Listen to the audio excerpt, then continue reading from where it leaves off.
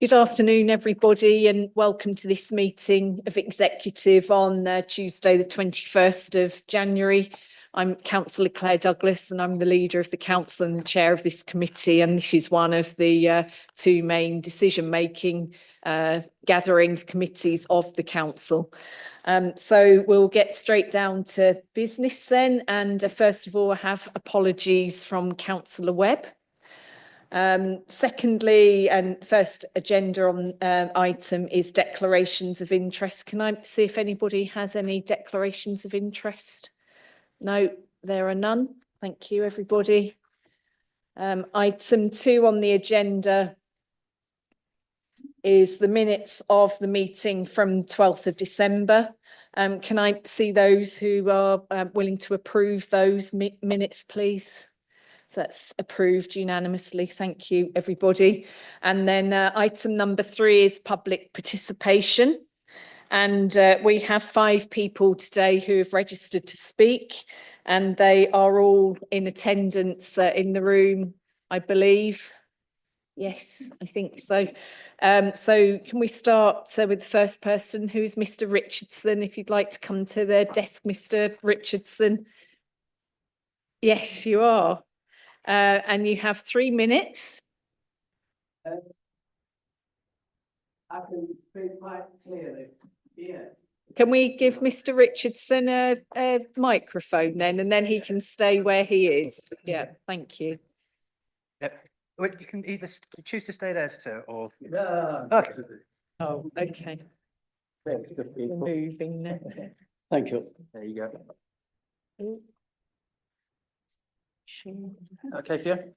Right, everything's fine. Yeah, there you go. Good to go. Right, okay, Mr. Richardson. Are we ready? Yeah, the mic's on. You have 3 minutes. Would you like me to give you a 30-second warning? Yesterday, I received a letter from the Chief Finance Officer regarding a court case on the 29th of November. And it riled me quite a lot, because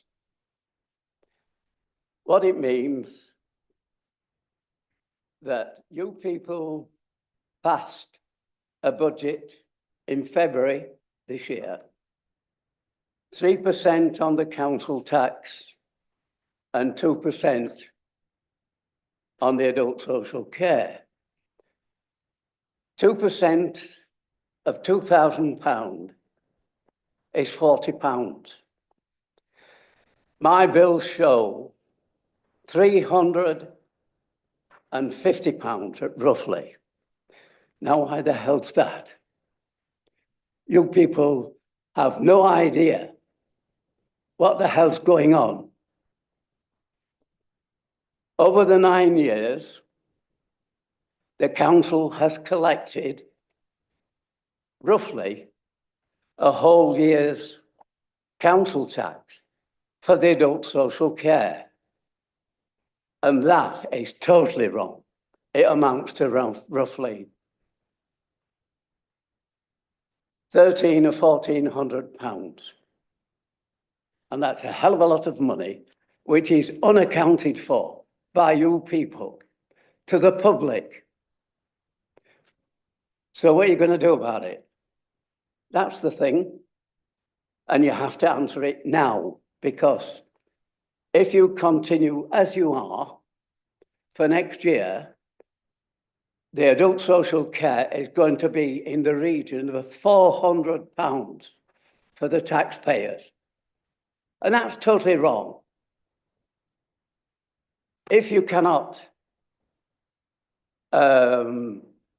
eliminate for the next 8 years the adult social care, then all of you, regardless, the whole of the council, should resign, because you're incapable of looking after the public. And I'll leave it at that. Thank you, Mr. Richardson, for bringing your concerns to us today. I know that you have been communicated with on a number of occasions on this particular issue, year after year. And you cannot Mr. Richardson, take money from I one year, listened to you, and which so has you been now need paid to in listen to full, me. and add it to the next year. You just cannot do that. Mr. Richardson, you now need to listen to me, because I listened to you. And I know that you've been communicated with on the numerous occasions over the years. And the officers continue to do so, I'm sure, if you are communicating with them. So thank you for bringing that to us. And rest assured, it is considered, your comments are considered every time. Thank you. A first-time buyer coming into the city. Thank you, Mr. Yeah. Richardson. You've had your opportunity now. Thank you. But you've got the message clear and concise. It's up to you lot. Yes, Mr. Richardson, thank you.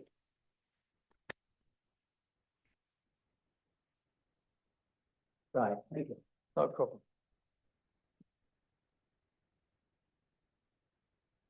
Right, so moving on to the second person on my list is Mr. Andrew Dickinson. Mr. Dickinson, please come to the table. You have 3 minutes. Would you like me to give you a 30-second warning? Okay, thank you. Please go ahead. You need to press the button on the mic so it goes green, and then you're off. Thank you. Okay, thank you.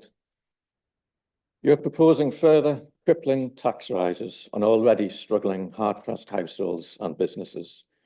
As we are witnessing soaring energy prices, soaring food prices, and stagnating wages, which are wreaking havoc on hard-working families trying to make a living in York. Children going to school hungry, the elderly suffering an undignified old age, or low-income families being forced to choose to go either cold or hungry. The list is endless of such tragic tales. However, never-ending tax rises to fund never-ending spending on waste is not the answer. Pointless terrorism barriers costing several millions of pounds to install, and with ongoing costs to the York residents of tens of thousands of pounds per year, is just one example of financial mismanagement.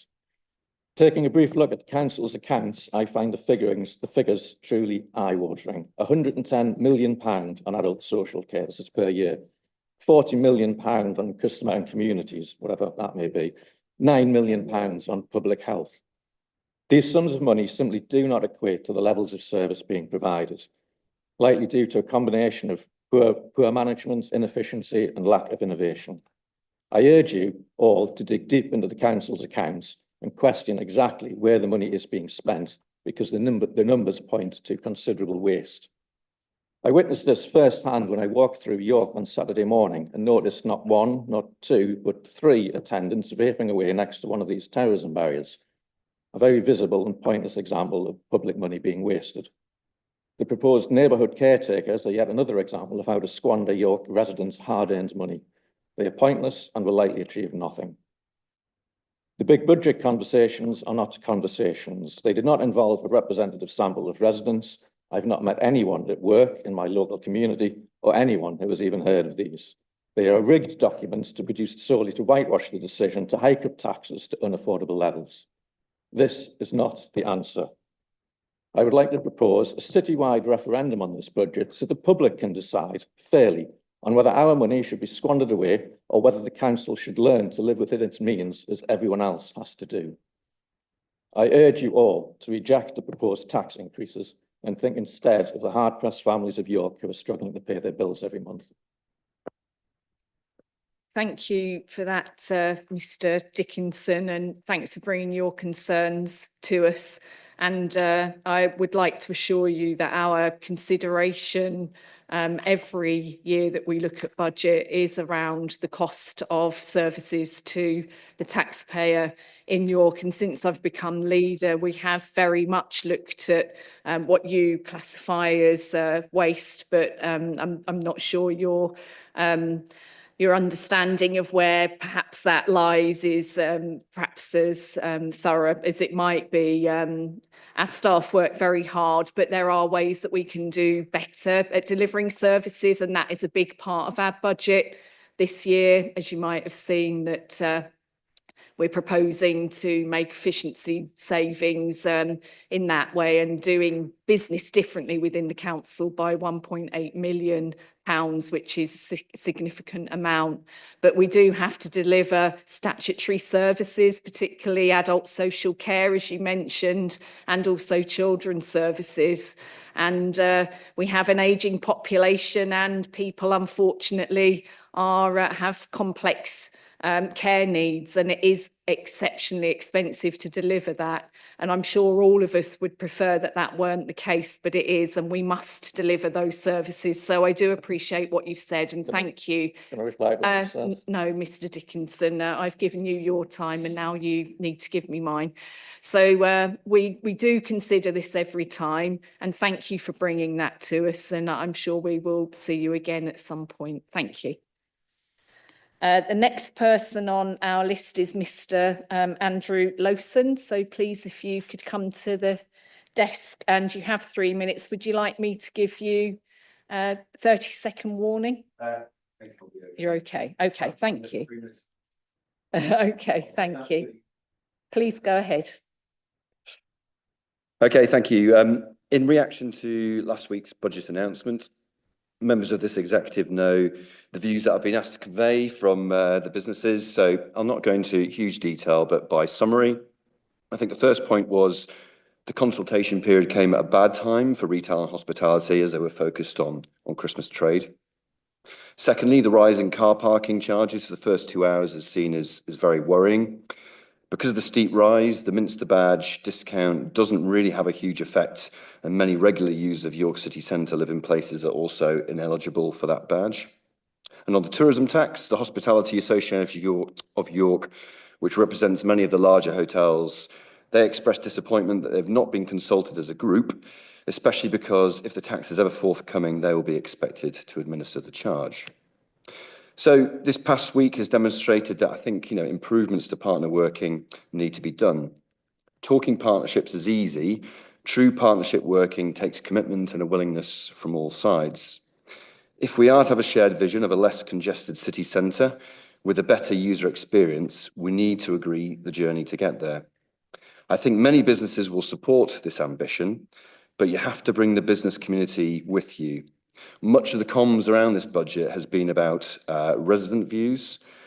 Please don't forget that businesses are the innovators, they're the risk takers, the wealth creators, and in York alone pay tens of millions of pounds via business rates alone.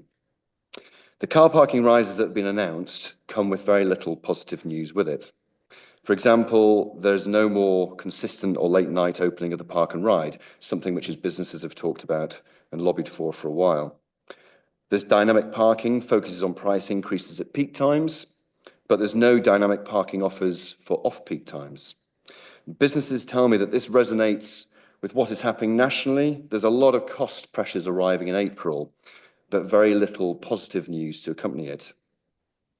Last week, we received an email to the bid in relation to our Colour and Light project, and it reads, I've just read the article about lighting up of York Minster. It sounds lovely, but one thing that will perhaps dissuade us from popping in is the cost of car parking.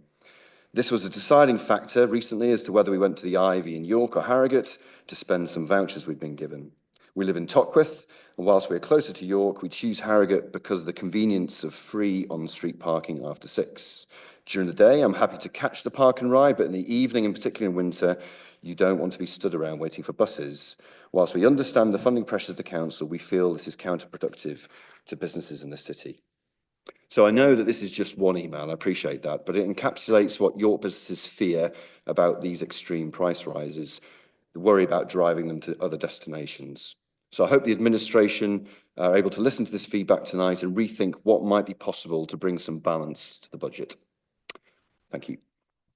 Thank you, Mr. Lowson, and we will certainly take into account your comments and consideration when we're making our decisions, and the executive members who are involved in this area will speak to some of those issues that you have raised already, and we are very committed to ongoing discussion, but yes, budgets are not easy and we have to find a way through. And it was a very strong message from the people of York that they wanted us to raise revenue rather than cut services. And I'm glad that we've been able to propose that this year, which we weren't able to last year. It was really, we've turned the budgets on its head, and it's never easy, essentially. So thank you for coming in and speaking to us, and we will continue that dialogue with you and your community. Thank you. Our next speaker is Mr. Andy de Gorn. So if you'd like to come to the table, you have 3 minutes. Would you like me to give you a 30-second warning? Yes, yes, please go ahead. The manifesto of May 23 elections pledged to get York moving again with a local transport plan by April 24 and a freight delivery hub with e-cargo bikes. Particularly relevant with reference to today's capital programme reports, they stated, we'll deliver the bus service improvement plan by 2025 and bid for its continuation. Nearly 2 years on, the reality spelt out in items 6 and 9 is rather different. York Green Party and the Independent York Bus Forum have repeatedly expressed concerns at the snail-paced delivery of key capital elements of the bus service improvement plan. Paragraph 83 on item 6 identifies £7.8 million slippage beyond the March 25 spending deadline, meaning many bus services routed through city centre will continue to be unpredictable, unreliable, and less viable in 2025. While at least York Bus Forum is challenging operators and the council over the declining local bus services, the secretive enhanced partnership with operators seems particularly ineffective in York. Despite a combined authority mayor being in place for over 6 months, it seems the passenger voice through both local councillors and the York Bus Forum is still being ignored. Whilst a few new services such as university-sponsored term time U3 and 4 links between Fulford and Heslington are very welcome, far too many vital services such as the number 11 have been chopped and changed with reduced frequency, missed out runs, and at best being bailed out as passenger numbers dwindle. On top of this, the national fare cap increased from £2 this month has seen many local fares soar to either £2.60 or £3 each way, with no cushioning of the rises by the local partnership. Spending BSHIP funds on the current marketing exercise is a waste of government funds without addressing the underlying key reliability issues. The £17 million awarded to York in 2022 was to improve bus services, including bus priority. Over £100,000 has already been paid out to consultants working up proposals, which have still not yet been made public. Several millions of the rest has gone to underwriting services that residents are now giving up relying on. Just need to look at the responses to the council's social media. Seconds. The council's social media feed to read everyday experiences of people in York who are being let down by a failing system. The executive and mayor must get a grip on these issues in 2025 to deliver the step change in travel that their policies claim to be providing. Thank you for your comments, Mr. de Gorn, and I'm sure the executive member will respond to you on some of the points that you've raised today. And then finally, we have Councillor Stephen Fenton. Yes, it's down here as Mr. And so you're going to speak on item 8, the financial strategy. You have 3 minutes. Would you like 30 seconds? No, you're okay. Thank you. Please go ahead. Thank you, Chair. I'd like to speak in relation to the proposal to allocate £20,000 in the 25-26 budget for a study to explore options for a dial-in ride service to replace a service that was lost at the end of 2023. I was part of a cross-party scrutiny task and finish group which produced a report on the issue in June of last year, with the hope that our recommendations would be considered by executive shortly after. It's disappointing that this hasn't happened yet. My assumption is that the proposed study will build on the work of the task and finish group, and if so, that's to be welcomed.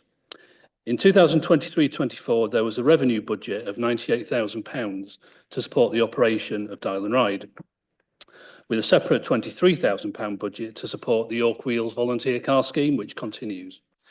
In 24-25, the Dial and Ride revenue budget was cut by £58,000 to £40,000. Officers have confirmed to me that there is now a budget of just under £30,000, which includes the £23,000 allocated for the volunteer car scheme. So what does that mean? In terms of 25-26, there may be around £7,000 in revenue available in addition to the £20,000 allocated for the study. And that £7,000 could support the replacement dial-in ride service if the study concludes that a replacement is warranted. So this means that realistically, we're looking at spring or summer of 2026 as a likely earliest date for funding to be in place and for a new service to begin operation. And that would be 2.5 years since the service ended. I hope that isn't where we end up, but that's what appears to me to be the case from the budget proposals that have been put forward. Obviously, during that 2.5-year period, there are many residents, older residents or disabled residents who use dial and ride, who will lose a degree of their independence. Those are people who don't have access to a car or who cannot get to a bus stop. Potential new users of the service have missed out altogether. Now, we're unlikely to see these residents outside council meetings lobbying councillors waving placards, but that's not to say that they don't care and their views don't matter. The council plan sets out a commitment to provide sustainable, accessible transport for all.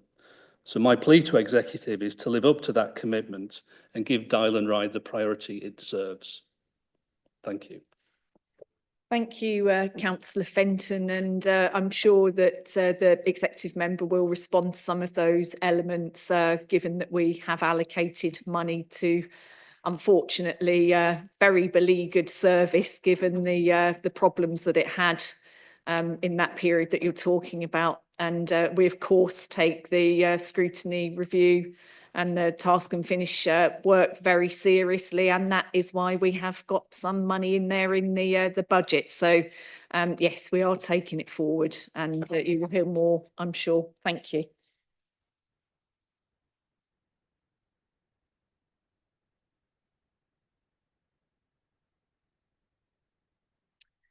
Right, so next item on the agenda is item number 4, which is the forward plan. Can I see those in favour of approving the forward plan? So that's approved, thank you. And then we are going to take some of these reports together, so that the discussion together, and then we will take the vote separately so that we can make some progress through this important bunch of papers that are all to do with finance and performance. So as a starting point, the discussion on items 5, 6 and 7. So that's the 24-25 finance and performance monitor 3. And 6 is the capital programme update for monitor 3, and 7 is the Treasury management for quarter 3. And so, Debbie, you are going to introduce that for us. Thank you. Please go ahead. Thank you, Chair. So taking all these 3 reports together, they are obviously the 3rd reports of the year and outline the latest available information on our budgets and performance. So for revenue, we continue to see an improvement in the forecast overspend, which is now 2.6 million. So maintaining that improvement that we've seen from the, I think, 11 million that was forecast last year. However, there is still that overspend, and we know that work is still to be done there. So our cost control measures and etc. will remain in place, because we are continuing to see that high level of demand for services and an increase in complexity across both children's and adult social care. For capital, the report identifies some 21 million of slippage to future years, and that's predominantly due to rephasing of the programme, in particular across schools, programme and transport. The report itself does contain a lot of detail around progress on individual schemes, and in particular notes that there's work ongoing to review options on those major transport schemes. And then the last of the monitor reports is in respect of Treasury management. Reporting this activity to you is a statutory requirement, but this report will also be considered by Audit and Governance Committee at its meeting next week, so they will fulfil that scrutiny role. But otherwise, there's nothing of particular concern to draw to your attention. Thank you for that, Debbie. Can I see those who'd like to speak on this item, please? Councillor Eyre, do you want to go ahead? Yeah, thank you, Chair. I'd like to thank officers for the work they're doing to deliver services in a challenging financial climate. Obviously, with the general election last year, we had hoped that things would be looking up for local government, but that optimism does seem to have evaporated. Start by reflecting on the good news in the first monitor report. I'm quite surprised that you included the Haxby by-election in terms of that report. That's obviously good news for us, good news for the people of Haxby and good news for citizens of York, but I didn't think it was something that you particularly want to highlight. I also don't really see that 27,000 households no longer having a garden waste collection and 39,000 households facing an extra £50 a year as particularly good news. I also don't see it as particularly good news that under Age UK figures, over 1,000 pensioners have gone through the latest cold snap without the winter fuel allowance. On specific details of that monitor, there's some confusion in how the information is reported. So at 2:45 under the previous administration, adult social care was forecast at 53 million. In here, it's forecast at only 50.4 million. There does seem to be a process of counting millions of pounds worth of government grants in the gross rather than the net, which is making it very difficult for the public to scrutinise and understand. That is a worrying budget. I noticed that your last budget for this year reduced direct payments by 142,000, resulting in a 1.2 million pound overspend. You increased home and day support by £1 million and continue to, well, double that budget and overspending by £1 million still. And supported living gone from 16.7 million to 18.3 million doesn't suggest that the adult social care budget is under control. The logic of the administration is laid bare when you took £90,000 of savings in city development and then lost £277,000 of income off the back of those savings, which weren't savings. And you're going ahead this year to cut a further 125,000 from that budget and somehow expect the income to increase. Advertising income seems to have been forgotten in favour of staff cuts, and we still wait to see what will happen with the £600,000 in-year cut to libraries next year. In terms of capital, I did have to double check this report had been written by officers and not by Stephen King. Residents and businesses have rightly been left shocked by what's being reported in this one. For the last 18 months, you've spoken extensively about how wonderful it is to have taken time to pause, reflect and make in-year savings on revenue by delaying capital projects. Those chickens have come home to roost and we're now seeing massive, massive increases in costs as a result of those delays and failure to deliver. Under the previous administration, at this point, nearly 70% of the capital budget had been delivered. We're now seeing less than 50% of the capital budget will be delivered this year. £113 million delayed. On a 5% increase, that's £6 million lost to the city. On a 10% increase, that would be £11 million. Headlines are rightly being taken on key schemes, so the station frontage, future plans remain in doubt, to quote. On the outer ring road, again, quote, reduction in scope will involve sections of the dualling being omitted. This cannot be allowed to happen. North Yorkshire's Conservative Council took the monumentally poor decision to save a few £1 million by not dualling the ring road at the outset. That decision has cost us in the region of £200 million. This administration is in danger of going down in history with that poor decision making. Elsewhere, the picture is no better. The climate change budget goes unspent another year, despite the climate emergency. The best hope for spending it next year is on a car park, which fits this administration's confused climate change parking narrative perfectly. £840,000 has been axed on the highways budget. That's over 10% of planned repairs not undertaken, playing a major role in the advanced decline of our infrastructure. Remains one of the key reasons why many residents in my ward choose to drive rather than risk running the gauntlet of dangerous cycle margins. Finally, on affordable housing, I do note the progress on Ordnance Lane. This does stand as the flagship of your 100% affordable policy, but today we're being told this will not be completed until the summer of 2028.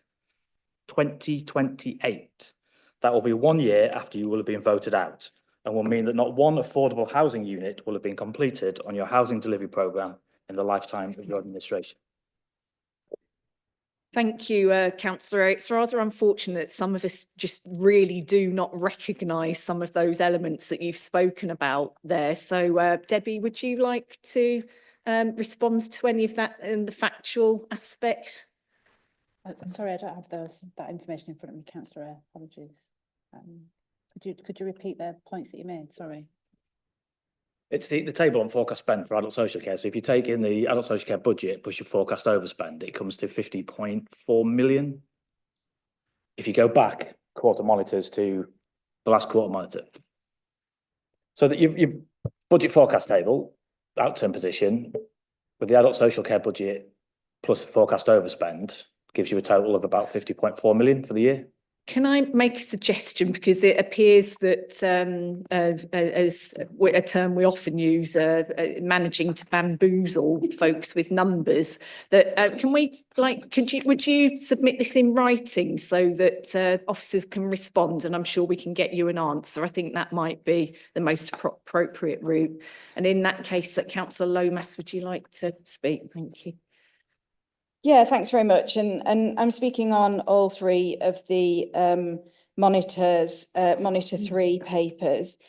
And I don't recognise much of what Councillor Eyre says, because what I see is progress being made in controlling costs, but also bringing budgets into line by proper investment in the frontline services that our residents need, and those statutory services such as adult social care, where we made last year investment into those budgets, and we had to make very difficult decisions in our budget last year in order to preserve that investment into those budgets so that we could meet the demand and the increasing demand. And as Councillor Eyre knows very well, it's really difficult to predict the level of demand. And in the budget that he set when he was in this role, that resulted in an £11 million overspend because the right priority wasn't given to the right budgets. And one of the things that I think is often difficult to comprehend is that these sound like really big numbers. It sounds like really big numbers that we're talking about in terms of the adult and children's services budgets. But one complex case requiring specialist dedicated care can cost us between £1 and £2 million per year to fund. And if you think about the number of people in our city who need and deserve care and support from the council, that soon adds up. And I hope that people listening to this will avoid being bamboozled by the complicated maths that we're being given, and we'll just see that it is absolutely necessary to invest in those services for the most vulnerable people in our communities. I also think it is good to see the appropriate reprofiling of the capital budget. We, as an administration, took over in May last year, and we looked at every single capital project to see, was it still relevant? Was it still needed? Would it still deliver for people in our city? Would it give people what they need and deserve? And where it didn't, we looked again. And where we didn't have funding for those projects, we looked again and we said, it's not acceptable that where projects weren't properly funded at their inception, or where delays before we took over administration of the council during a period of time when there was 10% inflation, where the delays in starting those projects meant that there was massive cost slippage. In those cases, we had to look at how can we deliver what residents want and need, but not completely bust all of our budgets. We also, as a project progresses, we look at when we borrow the money, because all the predictions, and they're all there, they're in the papers for you to look at, all the predictions are that interest rates will start to fall. Interest rates at the moment are relatively high. If we borrow to progress capital projects now, we will pay more over the lifetime of those projects. And so we have to be prudent and sensible. And our prudent and sensible approach last year to the budget has resulted in us facing not an £11 million overspend, but just over £2.5 million overspend. And Councillor Eyre asked a couple of other questions. He asked why we had included the Haxby by-election in the report. Well, the Haxby by-election was something that costs the council money, time, resource. And so, of course, we're going to include it in our monitor report. That's something that we had to pay for.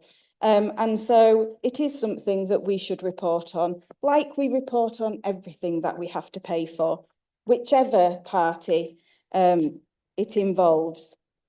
So I want to pay tribute to all of the officers right across the council in every single function, and to the partners that we work with for working with us really hard to get our budgets back in line, to be in a position where at Q3, we are looking at our performance and saying, we're doing much better. It's not perfect, as Debbie says. We've still got work to do. That work will continue. We will not stop putting the effort into that work. And I fully hope that and intend that this time next year, when we look at our projected overspend, it will be much, much smaller, because we will continue to put the investment into those services that our residents need the most. Thank you, Councillor Lomas. And Councillor Kilbane, please go ahead. Yeah, so thanks, Chair. And, you know, you could also have added, Councillor Lomas, that we included the Haxby election in our report because we're not petty politicians. Fortunately for York, the grown-ups are in charge now, and we're making the decisions that are needed in order to balance the books, which is what we are actually starting to do. And that has involved making some really tough decisions that nobody really comes into politics to make. But because we're responsible politicians, we've taken those tough decisions, and the city finances are in a much better place for it.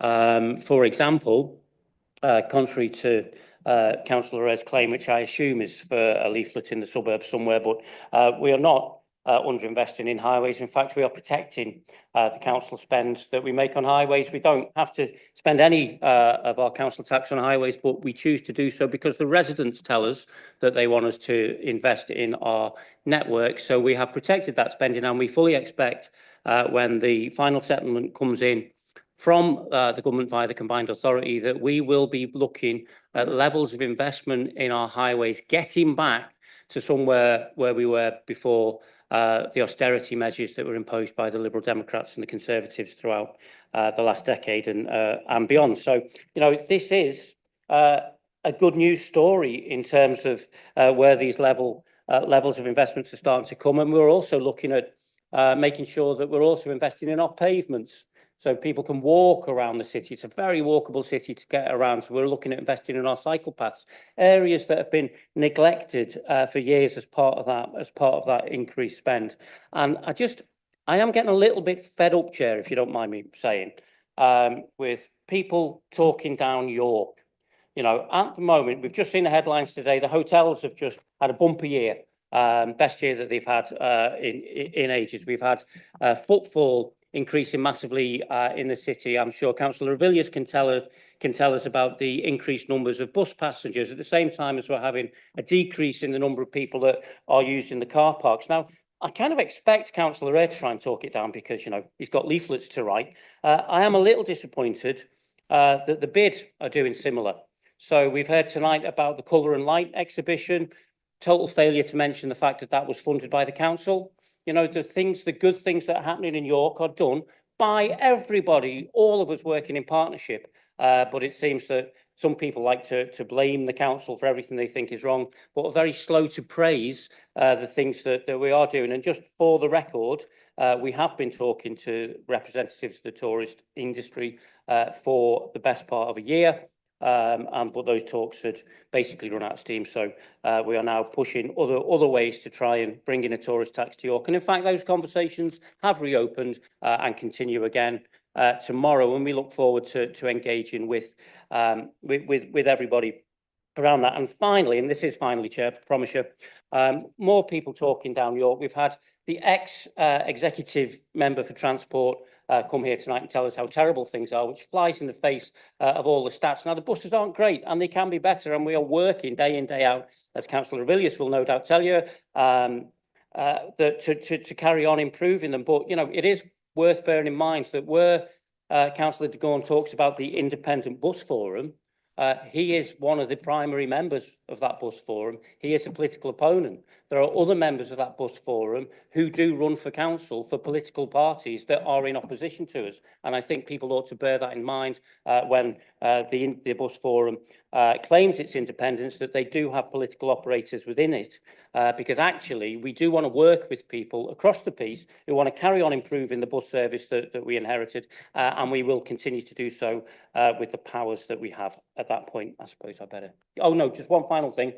I can't take any scaremongering on the outer ring road. A message is going out clear and loud to all developers that we will be putting in the infrastructure that we need to bring forward the developments that are in the current local plan. And I want to scotch any of that scaremongering that's going on right now, because that can have that kind of scaremongering has direct financial consequences for the people of this city, and we can't tolerate it. Thank you, Councillor Kilbane, and very much agreed. And on that note, we will move to the recommendations for item 5, which is Finance and Performance Monitor 3, which you can find on page 19 at paragraph 18. And I'm just going there. So the recommendations at paragraph 18 are: executive is asked to note the finance and performance information and note that work will continue on identifying the savings needed to fully mitigate the forecast overspend. Can I see those in favour of that recommendation? So that's unanimously approved. Thank you for that. Then for item 6, we have page 64. And that is paragraph 7. And the recommendations there are: recommend to full council the adjustments resulting in a decrease in the 24-25 budget of 20.923 million as detailed in the report. Note the 24-25 revised budget of 102.847 million as set out in paragraph 11 and table 1. Approve the recommended actions around the transport major schemes detailed in paragraph 81. And note the restated capital programme for 24-25 to 28-29 as set out in Annex 1. And can I see those in favour of those recommendations, please? And that is unanimously approved as well. So thank you for those. Our next item is item number...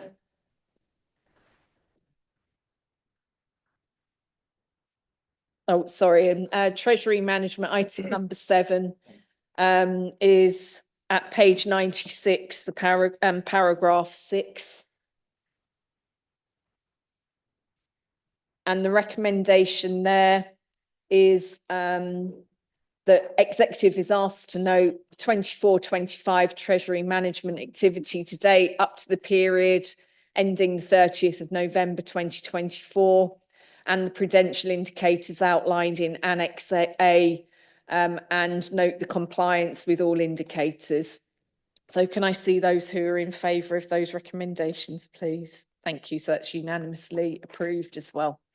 And now we move on to item number 8, which is the first of the papers that outline our budget proposals for 25-26. And so it's the financial strategy for 25-26. And Debbie's going to introduce us to that. Thank you. Thank you. So, yeah, this report sets out the revenue budget proposals for the next financial year, and obviously subject to your agreement tonight will be referred on to full council for final approval. The key issues are the proposed council tax increase of 2.99% plus the adult social care precept of 2%. The report outlines investment of 22 million in paragraphs 51 to 53, and the proposed savings of 6.4 million are outlined in Annex 2. The budget, as set out again, invests in adults and children's social care, which reflects where we're seeing those pressures as reported in the monitoring reports that we've just discussed. And this is essential investment really to deliver that robust budget. It's again a 1-year settlement in light of the government's forthcoming spending review, and not all the funding has yet been announced. So we are still waiting some public health grants and final details of that funding for the increased cost of employers' national insurance. The annexes to the report detail fees and charges, and just to draw your attention that we have reissued one page of Annex 3, the fees and charges, as a supplemental agenda, but that was just due to an error in the headings and some of the narrative. It doesn't change any of the numbers. The report also outlines the housing revenue account, including the approval of the rent increase and the dedicated schools grant. And then finally, I'd just draw your attention to the report also includes a statement from me as the section 151 on the robustness of the budget proposals and a review of minimum level of reserves. And this outlines that, again, as in previous years, the budget proposed is challenging. It is not without risk. It will require careful monitoring throughout the year. However, I do consider it is prudent and does include provision for known pressures. Thank you for that, Debbie, and very much appreciated. And before we launch into all of these, I'd like to thank you for all of your work and your team. In fact, officers across the council that have gone into these budgets. It's a tremendously challenging set of documents to create, and I think they've done a fantastic job. So thank you all for that. Can I see those who'd like to speak on this item, please? Okay, Councillor Eyre, we want to go ahead. Thank you. Thank you, Chair. I'll obviously extend my thanks to officers. I've done this for many years and know the amount of hard work that finance officers have to put in both over the Christmas and New Year period, and obviously ongoing to help support opposition groups in terms of their budget amendments. Start by reflecting on the value of the consultation and the scrutiny and engagement with York residents. Back in November, we were presented with the standard £10 million budget black hole that Labour have been pushing locally and nationally. A matter of sort of 7-8 weeks later, that black hole seems to have gone. There's over £8 million in grants from government that all must have been known about, if not the specific detail last year, plus an extra 1.3 million in council tax, as well as 1.7 million pounds in agreed savings. Based on all of that, that £10 million black hole wasn't there at the particular time you came to scrutiny in November. Therefore, all we can assume is the impact of the Labour government seems to have hit the city hard, given the cost pressures have increased by about £6 million in 2 months. We knew the National Labour policy to clobber charities and social care providers would hit us in the region of £3 million, but a figure of double that has been a surprise. That figure of £3 million is interesting because without the national insurance rise from Rachel Reeves, you would have been able to meet your manifesto promise to freeze council tax. Instead, the budget also includes an increase in council tax to the maximum level allowed, flying in the face of your claim in leaflets in 2023 that York needs a Labour-run council to freeze your council tax, or even your clarification that it was National Labour Party commitment made in March, and Keir Starmer committed if a Labour was in government, they would freeze council tax for a year. That's where it came from. Instead, any bandy property with a green bin collection will see an increase of £250 a year in the 18 months since you promised that freeze. There is little to celebrate in the budget, one that hikes costs and makes £6.4 million worth of cuts. We see the unprecedented increase in car parking charges. Despite Councillor Kilbane's statement last night that we need to wean ourselves off car park income, you've increased your dependency by 23%, if that's even realistic, and a 40% increase in car parking charges in 18 months. As everyone expected, there's above inflation increases in garden green bin tax, despite the government handing you £4 million extra this year for waste services. Residents are rightly asking why this extra income wasn't mentioned when the charge was first suggested. Most worrying of all, we see the doubling of the reduction in staffing costs that had already seen many of the council's frontline teams decimated. Other increases include a 28% jump in the cost of having white goods, such as fridges and washing machines collected, and what appears to be a worrying 69% increase in the fee the council will charge for the interment of ashes.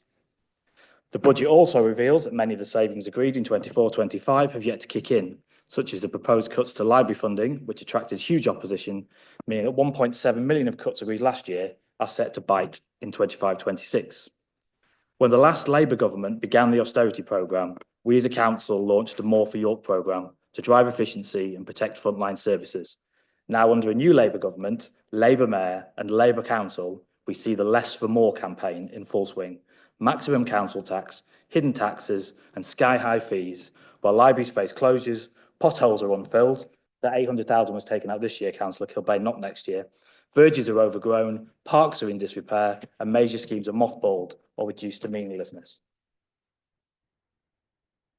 Thank you, Councillor Eyre. Councillor Lomas, would you like to reply? Yeah, thank you. I would like to pay tribute to all of the officers across the council who've input into this, and that is every single member of staff in the council, because we have been taking on board comments, suggestions, input from staff at all levels about how we can run a more efficient council, and I'm very grateful to them for that. I'd like to thank residents who participated in the biggest ever consultation that we have done as a council on the budget, and who showed not just their willingness to give up some time to talk about things that we might be asking them about, but also their understanding that we have to put our statutory services first, and we have to put the most vulnerable people in our communities first in setting our budget. I also want to thank all of the partners across the city. That's everybody who operates any kind of organisation or business in our city who also input into our budget conversations. Started last year in May and have carried on all the way through up to now. It wouldn't have been possible for us to come to the position we've come to without all of that input.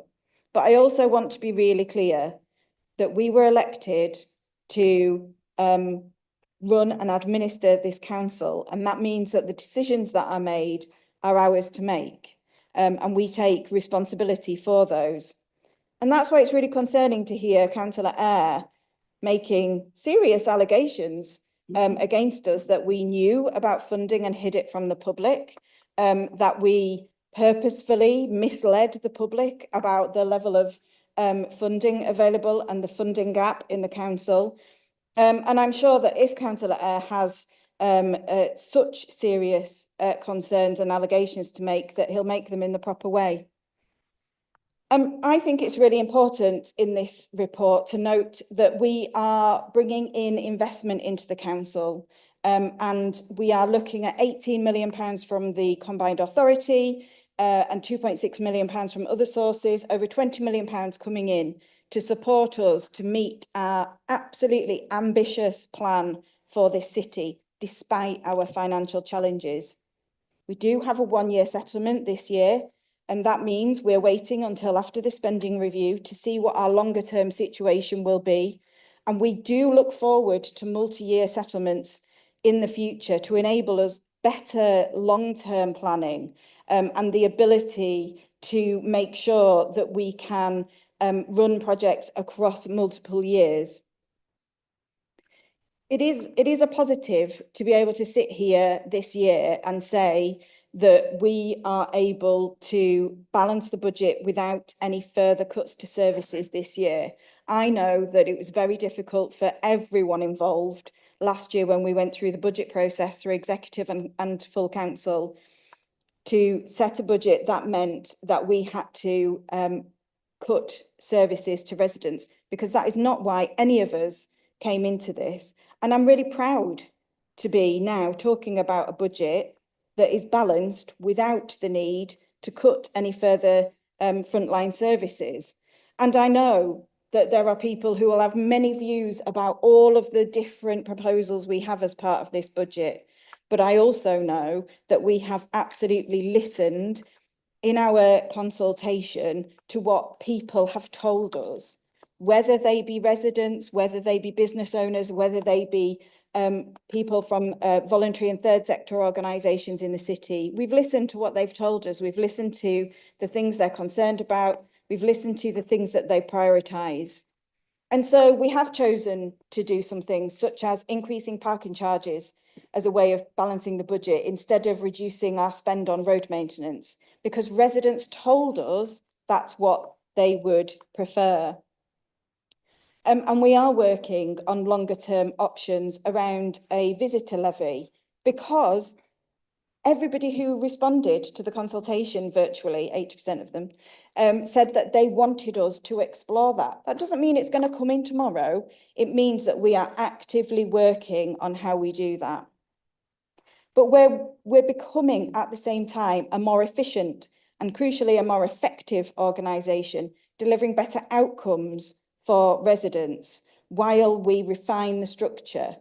We inherited a council structure that was too big for the budget that we had. That was absolutely clear. And we put in place steps last year to begin that work of transformation. And that will continue this year, and likely it will continue next year as well, because this doesn't happen overnight.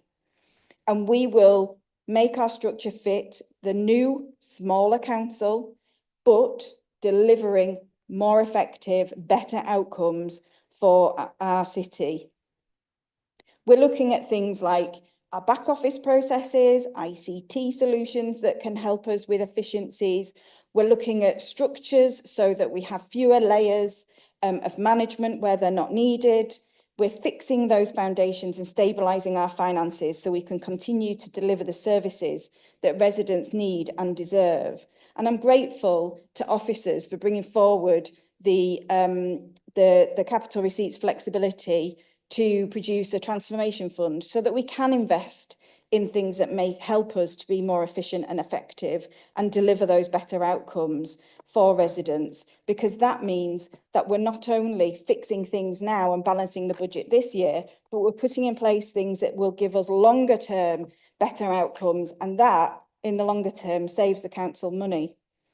So I want to commend the financial strategy, and I will speak up for it at council again, and I will say we have had a challenging start to our administration, but we're now in a position where we can balance our budget with no further cuts to service this year.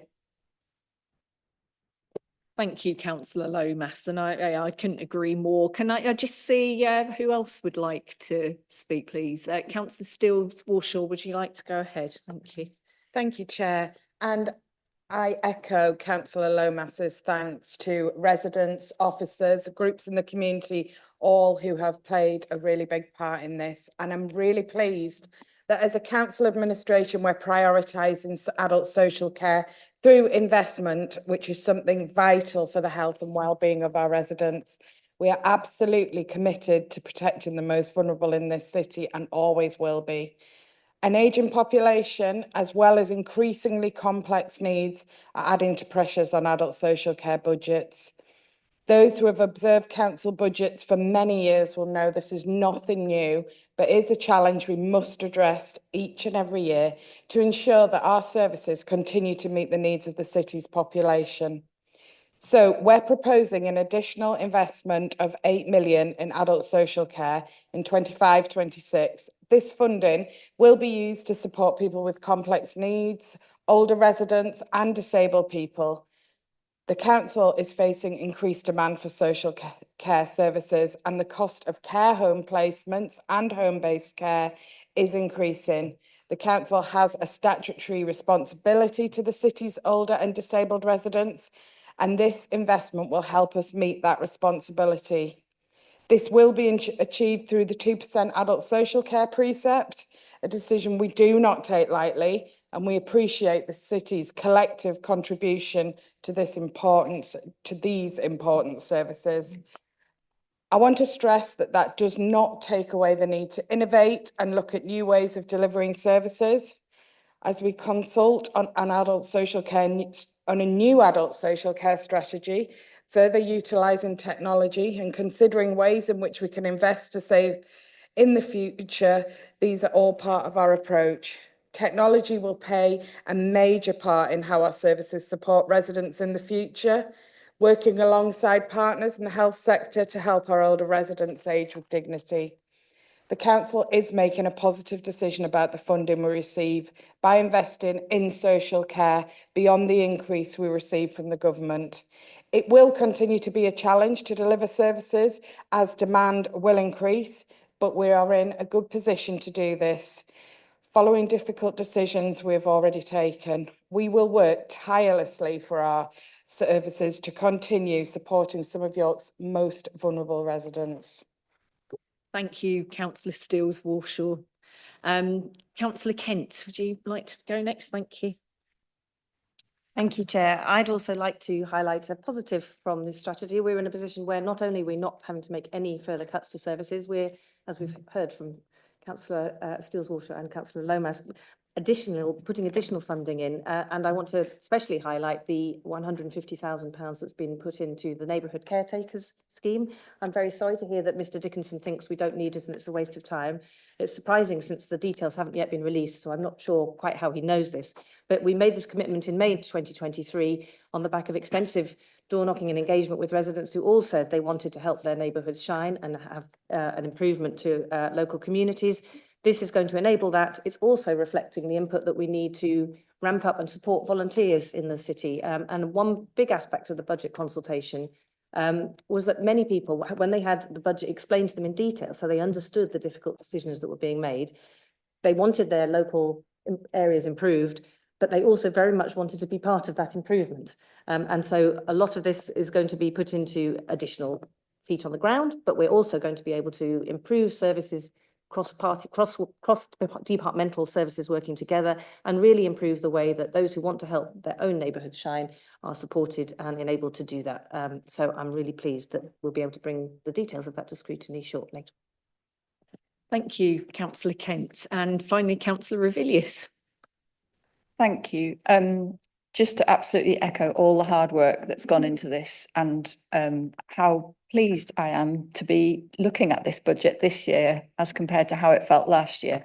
I'm just going to touch on a couple of the transport aspects of this budget. So first of all, I just wanted to respond on the Dial and Ride funding. I'm really pleased that we've been able to put £20,000 towards a study to develop a model to deliver a service that will provide something akin to the previous service, which we know was hugely valued by residents and a really, really important and vital service for disabled members of the community.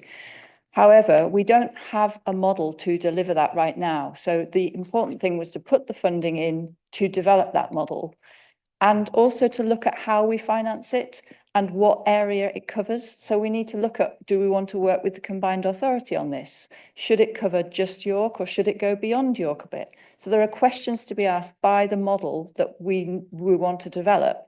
And there was putting that £20,000 in enables us to develop the model that will really work and will last into the long term, rather than just throwing some money at trying to do exactly the same thing that didn't work previously. So that's why we're going carefully with this, and we're going to develop something that really works for the people who need it most.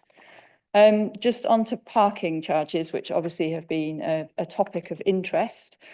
As others have said, raising the parking charges has enabled us to raise revenue and avoid cuts to services, which is a fantastic thing. And the money raised from that parking will go back into improving our highways and our transport. And we recognise that it was something that was supported by 55% of respondents to the consultation. But it's not just about raising revenue. These charges have been devised to help us achieve some of the objectives in our transport strategy and support sustainable travel. And so the pricing structure, the first 2 hours of parking has been priced to be comparable to the cost of travelling by bus and to encourage bus travel.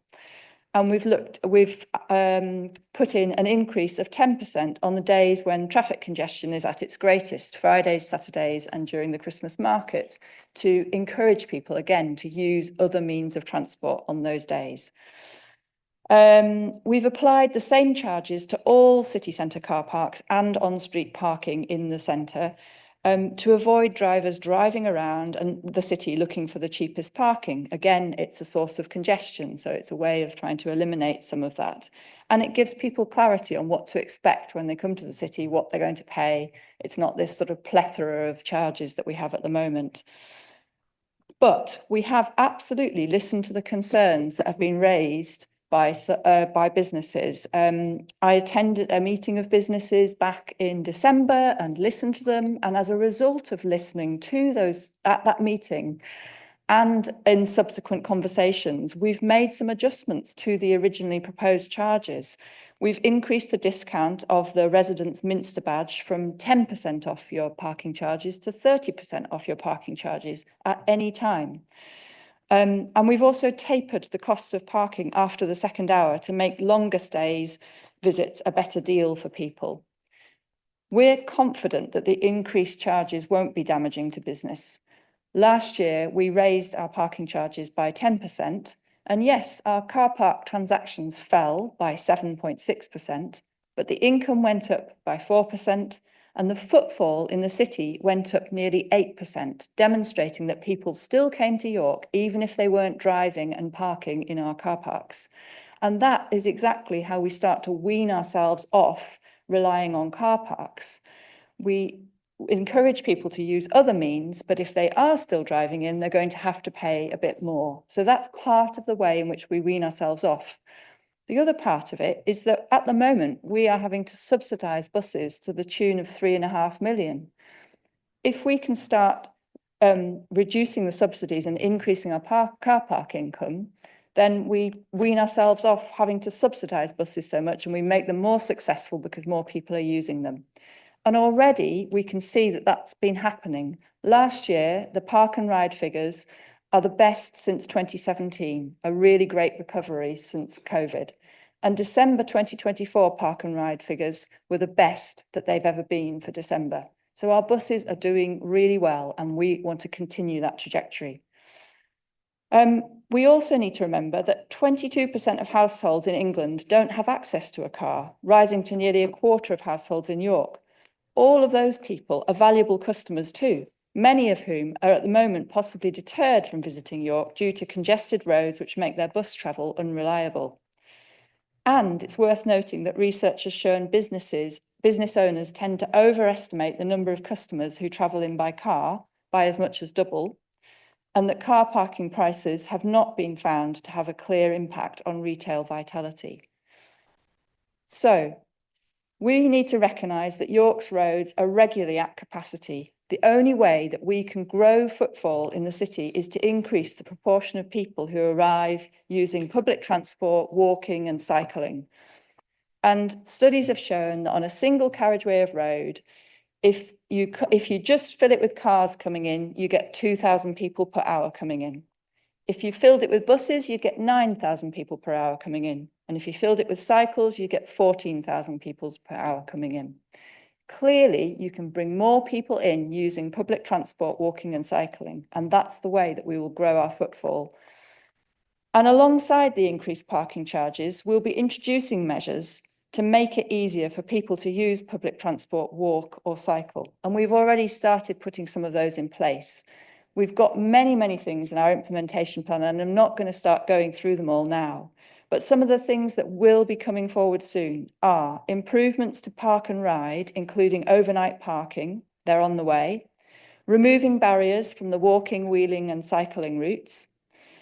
Less wait at pedestrian crossings. It's already in place, you might have noticed. And working with the bus operators on devising a series of offers and promotions to encourage people to use the bus.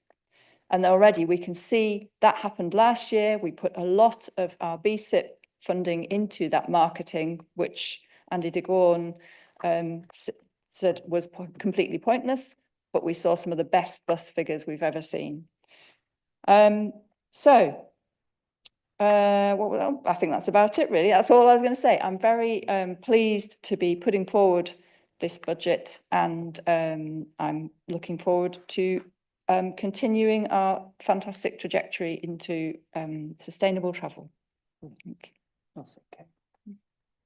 Thank you, Councillor Revilius. A fantastic array of improvements and positive measures there that you've outlined, and I couldn't be prouder that that is the backdrop of our policy approach, but also the budget that you've got in front of you and that we are considering today.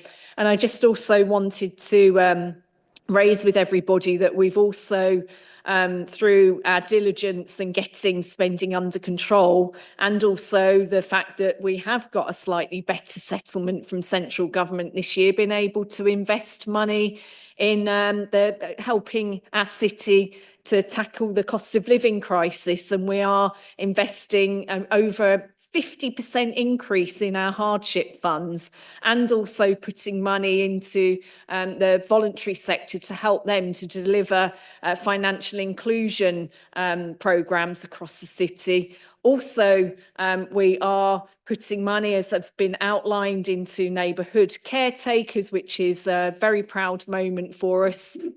And we've had to be patient, but we are there now, which is really good.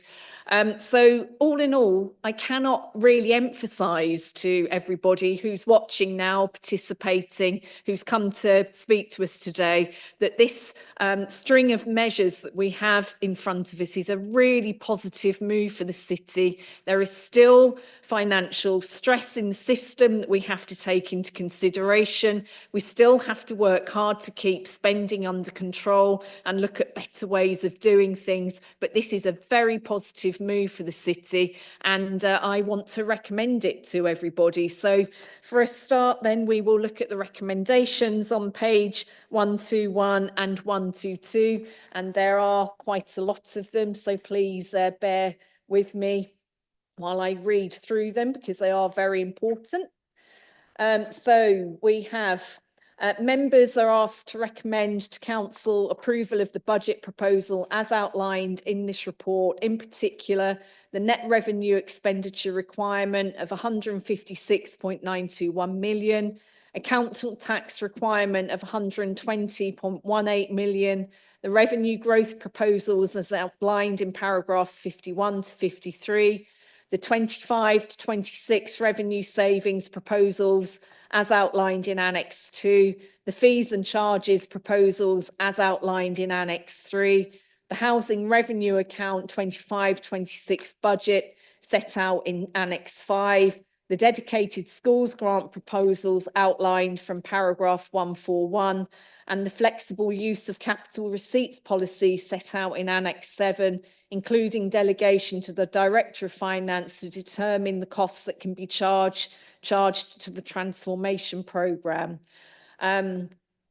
Members are also asked in paragraph 18 to approve the average rent increase of 2.7% to be applied to all rents for 25-26. And paragraph 20, members are asked to approve the discretionary rate relief policy set out in Annex 9 and the hardship policy set out in Annex 10. Can I see those in favour of those recommendations, please? So those are approved unanimously. Thank you, everybody, for that. We're now going to move on to items 9 and 10 and take them together for discussion. So that's the capital budget for 2025-26 to 29-30 and the capital financing and investment strategy. And Debbie is going to introduce us to those papers. Please go ahead. Thank you. Thank you. So the capital budget report outlines the capital programme, excuse me, for the next 5 years, but with a particular focus on the next financial year. And as capital investment is funded by borrowing, and that is funded by borrowing has a revenue impact, we've again been really focusing on essential investment in the capital programme. A total of 61 million will be added to the 5-year programme, and that's mainly from adding on a further year of the rolling programmes. The report outlines the various schemes, and obviously that's not all funded from borrowing. There's other sources of income from partners as well. The capital and investment strategy is a regular standard report as part of the suite of budget reports. It is a requirement of the Prudential Code. There are no particular changes from the previous year other than that we've had added in that section on flexible use of capital receipts just to have that throughout all the budget reports. It sets out our approach and the risk appetite to the funding of capital investment. So you wouldn't expect it to change pretty much year on year. And again, being asked to recommend both reports to full council. Thank you, Debbie. Can I see those that like to speak on this, please? Councillor Eyre, would you like to go ahead? Thank you, Chair. Quite briefly, as I was only going to speak once on the budget, but I just wanted to reflect on the footfall figures and sort some confusion out in that in terms of the footfall figures are still 7% down on pre-pandemic 1920 levels. So there hasn't been an increase in footfall. We're slowly getting back to 1920 levels. This year doesn't seem to be getting much higher. It might be at that point. But the only comment I was going to make on this particular paper was some clarity from Councillor Kilbane, because he mentioned on the previous capital report that there had been scaremongering about the outer ring road. Page 383, paragraph 114 did seem quite unequivocal. Given the nature of the works, the likely reduction in scope will involve sections of the dualling scheme being omitted. He seemed to suggest earlier that wasn't the case. So is this report incorrect, and can he provide some clarity, or the Executive Member for Transport provide clarity on whether or not that line in this paper is accurate? Thank you, councillor Eyre. I'll come back to councillor Kilbane in a moment. Councillor Lomas, would you like to go ahead, please? Thank you. Yeah, thank you. I just wanted to say a few things about capital, our capital programme. Our capital programme allows us to both invest in new projects and put new things into our city, as well as continuing maintenance of our assets. And that includes maintenance of the historic assets that we're custodians of on behalf of the city, and without which we wouldn't have the vibrant hospitality and tourism industry that we have in the city. And so it is really important that we're able to invest in those assets, historic and modern, that make our city usable in that way. But we also have other things in our capital programme. We have things that directly affect specific residents. And I'm really proud to be presenting a capital programme that includes a significant investment in gypsy and traveller sites, so that we are absolutely making good on our commitment to make sure we provide decent homes for all who live in our city. We have a requirement on us to do that, but I think that gypsy and traveller sites have long been missed off the list when it came to capital investment in homes. So that's one of the things that I'm particularly proud of. But I'm also proud that we actually have a capital rolling programme that is ambitious, that we have ambition for our city and we maintain that.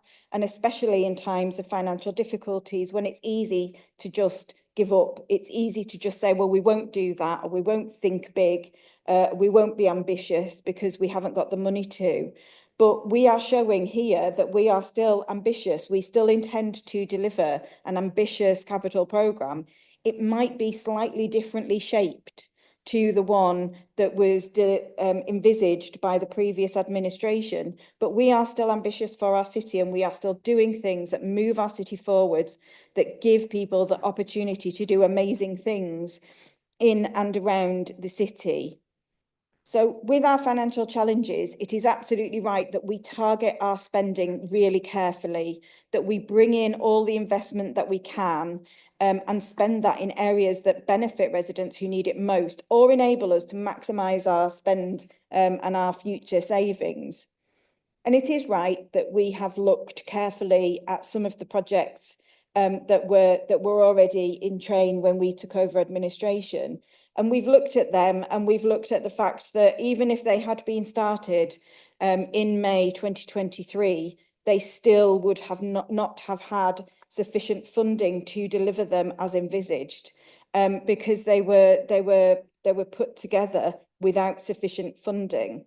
And where we have external funding that is going to be added to by our funding, of course we need to look really carefully at what we do with those projects, because we're not going to give back money that people have offered us to do amazing things in our city, but we are going to look at how much we would have to devote to rescue a project that's woefully overspending. And so I want to be clear with residents that we are not delaying projects.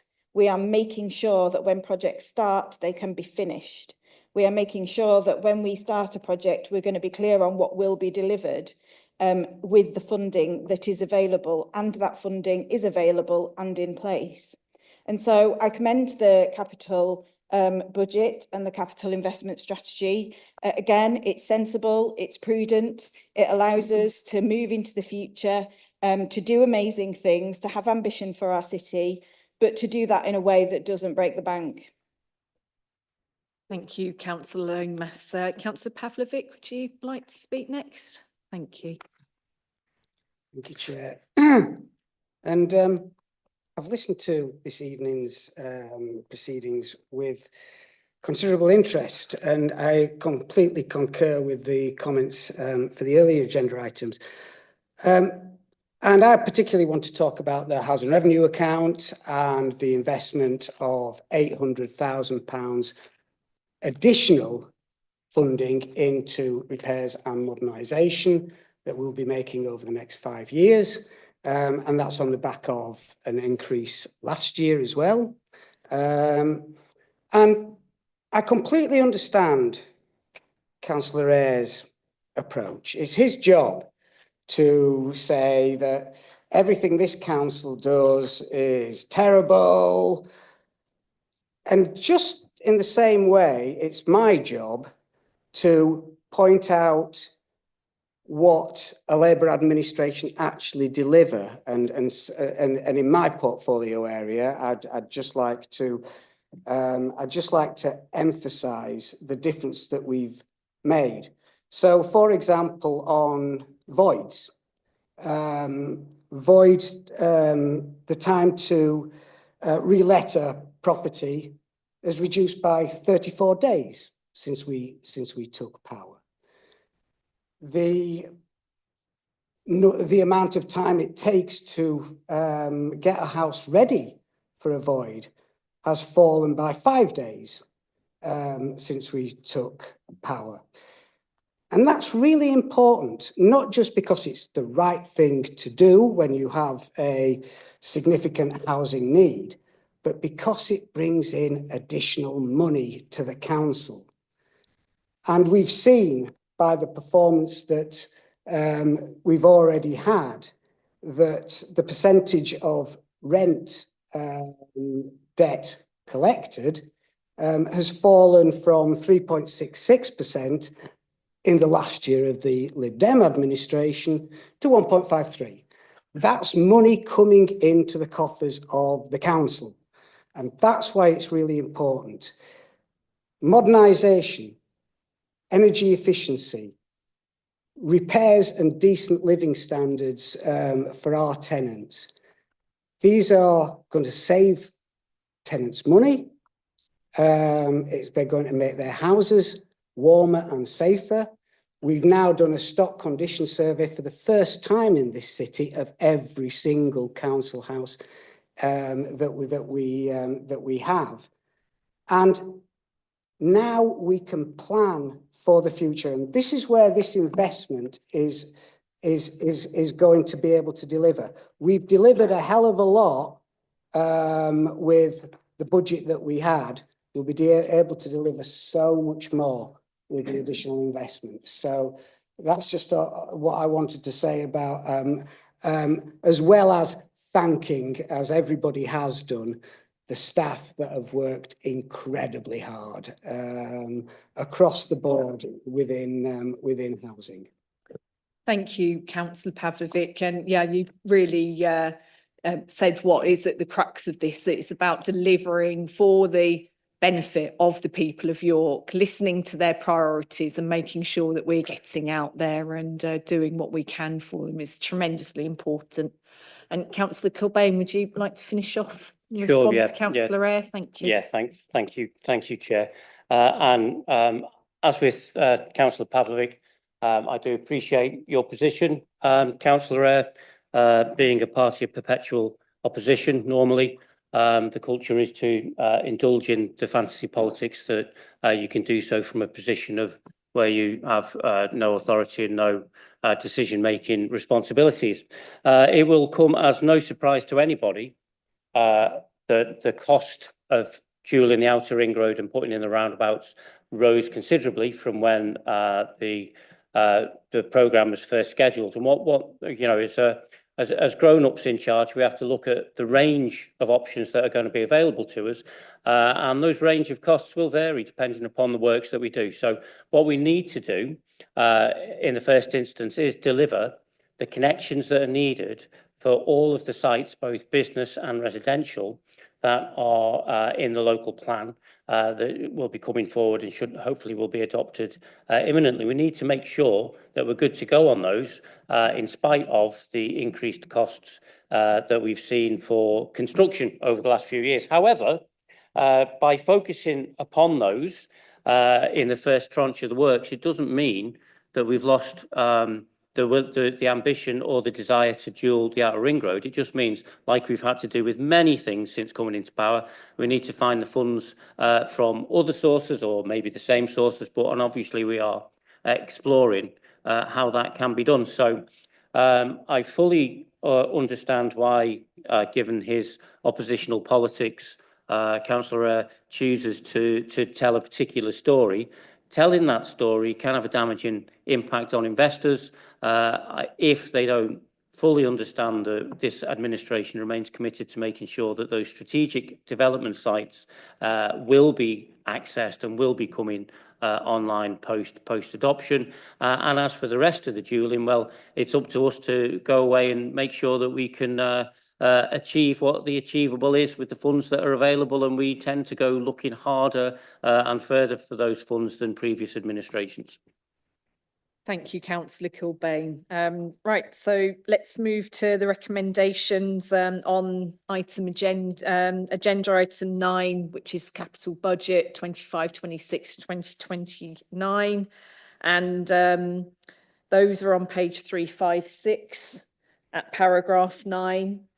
And the recommendations there are the executive is requested to recommend that council agree to the revised capital programme of 385.383 million that reflects a net overall increase of 60.947 million. And key elements of this include new schemes funded by Prudential borrowing totalling 8.15 as set out in table 3. Extension of Prudential borrowing funded rolling programme schemes totalling 24.712 million set out in table 4. Extension of externally funded rolling programme schemes totalling 11.935 million as set out in table 5. An increase in HRA funded schemes totalling 16.15 million funded from a combination of HRA balances, capital receipts as set out in table 6. Note the total increase in council borrowing as a result of new schemes being recommended for approval is 32.862 million. And approve the full restated programme as summarised in Annex 2, totalling 385.383 million, covering financial years 25, 26, 2029, 30, as set out in table 10 and Annex 2. Please, can I see those who are in approval of those recommendations? So that's unanimously approved. Thank you very much. And then for item number 10, which is the capital financing and investment strategy, the recommendations are on page 396 at paragraph 7. And those are executive are asked to recommend to full council approval of the capital and investment strategy at Annex A. So can I see those who are in approval of those, please? Thank you. So that is approved unanimously too. And then finally, we move on to item number 11, which is the Treasury Management Strategy Statement and Prudential Indicators for 2025, 26 to 2029, 30. And Debbie is going to introduce us to that. So please go ahead. Thank you. Thank you. Just briefly then, this is another statutory report that is required by the Prudential Code. There are no significant changes to the strategy to bring your attention, and just to note that the report will be considered by Audit and Governance Committee in their scrutiny role at their meeting next week. And again, you've been asked to recommend the strategy to full council. Thank you. Can I see anybody who would like to speak on this item? No, so we have no speakers on that, and so therefore I draw your attention to the recommendations on page 408, and those are at paragraph 6. And executive are asked to recommend that council, in accordance with the Local Government Act 2003, approve the proposed Treasury Management Strategy for 25-26, including the annual investment strategy and the minimum revenue provision policy statement, the prudential indicators for 25-26 to 29-30 in the main body of the report, the specified and non-specified investment schedule, the scheme of delegation and the role of the Section 151 officer. Please, can I see those who are in favour of those? So that is unanimously approved as well. And thank you everybody for that. So going back to the agenda, item number 12 is any urgent business. I've not been notified of any, so we have no business under that. And that brings our meeting to a close. And thank you everybody for attending this evening and participating. And let's go on and recommend this to Budget Council, which will be on at the end of February, 27th of February. Thank you very much, everybody, and goodbye.